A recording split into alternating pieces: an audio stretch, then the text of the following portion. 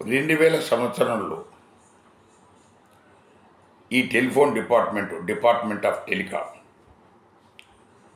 బిఎస్ఎన్ఎల్గా corporation బిఎస్ఎన్ఎల్గా అనే కార్పొరేషన్కి అవతారం ఎత్తింది.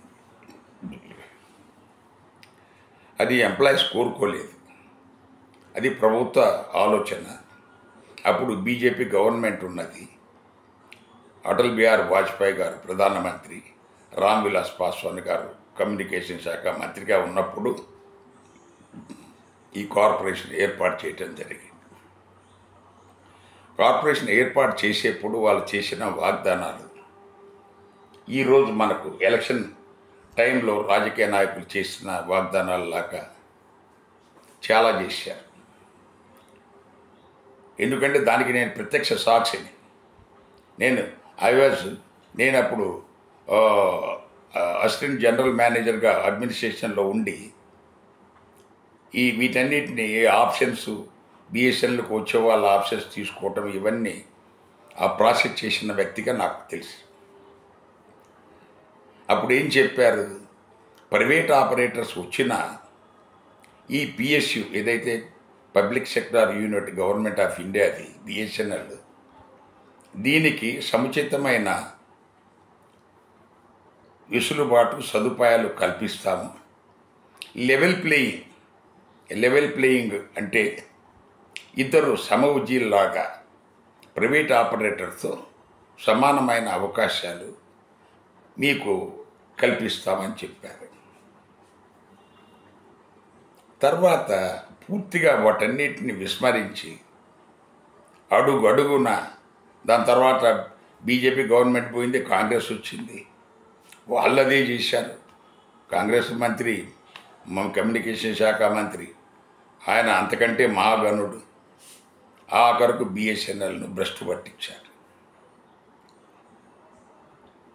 చివరికి మనకు అందులో సెంట్రల్ గవర్నమెంట్ ద్వారా రిక్రూట్ కాబడి 2020 అంటే అప్పటికే 20-30 సంవత్సరాలు 20-25-30 సంవత్సరాలు ఉన్న వాళ్ళంతా బిఎస్ఎన్ఎల్కి వచ్చారు.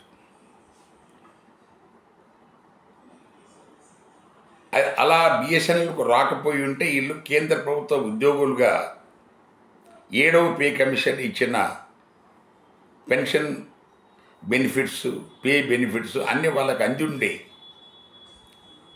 ఎప్పుడైతే వీళ్ళు బిఎస్ఎన్ఎల్కి వచ్చారో, మీరు పిఎస్యు స్టాఫ్ కాబట్టి అఫీషియల్స్ కాబట్టి మీకు 7th పే కమిషన్ వర్తించదు అంటున్నారు. ఈ బిఎస్ఎన్ఎల్ ఫామ్ చేస్తున్నప్పుడు సిసిఎస్ పెన్షన్ రూల్ 1972 ఉండేది. దానికి 37A అనే రూల్ 37A అనేది కొత్తగా ఇంట్రడ్యూస్ చేసి మీరు పిఎస్యుకి వెళ్ళినప్పటికీ కూడా సెంట్రల్ గవర్నమెంట్ ఎంప్లాయీస్గానే పరిగణిస్తాము అని చెప్పి దాన్ని ఉల్లంఘించారు.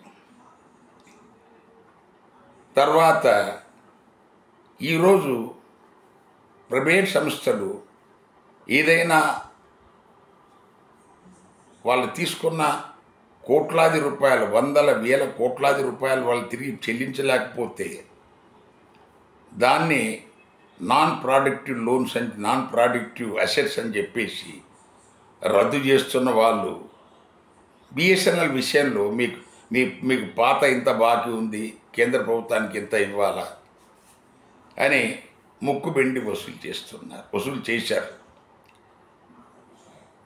తర్వాత బిఎస్ఎన్ఎల్ ఫామ్ అయిన తర్వాత బిఎస్ఎన్ఎల్కు చెందాల్సిన ఆస్తులన్నీ వాళ్ళ కంట్రోల్లోనే పెట్టుకొని, గవర్నమెంట్ కంట్రోల్లోనే పెట్టుకొని బిఎస్ఎన్ఎల్కి ఎలాంటి ఆస్తులు మనకు వాళ్ళకు అప్పచెప్పకుండా సో ఆ రకంగా చేస్తూ ఈరోజు ప్రైవేట్ ఆపరేటర్లు ఎక్కడి నుంచైనా ఎక్విప్మెంట్ కొనుక్కోవచ్చు, దేశ భద్రతకు ముప్పు లేదు, చైనా వాడి దగ్గర కూడా కొనవచ్చు.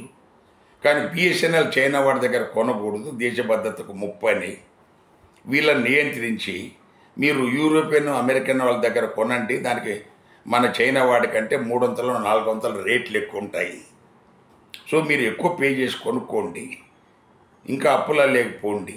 ఇది మనకు జరుగుతున్న తత్వంగా. మరి కనీసము ఈ దేశభక్తితో కూడుకున్న దేశభక్తే మా ఊపిరి అని చెప్తున్న వాజ్పేయి గారి దగ్గర మొదలై ఆయన శిష్యుడు మోడీ గారి దగ్గర కూడా బిఎస్ఎన్ఎల్కు మేలేం జరగటం లేదు. మేలేమి జరగటం లేదు. స్టాఫ్ నానా విధాలుగా వాళ్ళని ఇబ్బంది పెడుతున్నారు. వాళ్ళంతా సీనియర్ సిటిజన్స్. వాళ్ళ పెన్షన్ సెటిల్ చేయటం లేదు, పెన్షన్ రివైజ్ చేయటం లేదు. దీని మీద ప్రత్యేకమైన శ్రద్ధ చూపాలని సంబంధిత ఫైనాన్స్ మినిస్టర్ నిర్మలా సీతారామన్ గారిని, కమ్యూనికేషన్ మినిస్టర్ జ్యోతిరాదిత్య గారికి, ప్రైమ్ మినిస్టర్ మోదీ గారికి ఈ వీడియో ద్వారా విజ్ఞప్తి చేస్తున్నాను.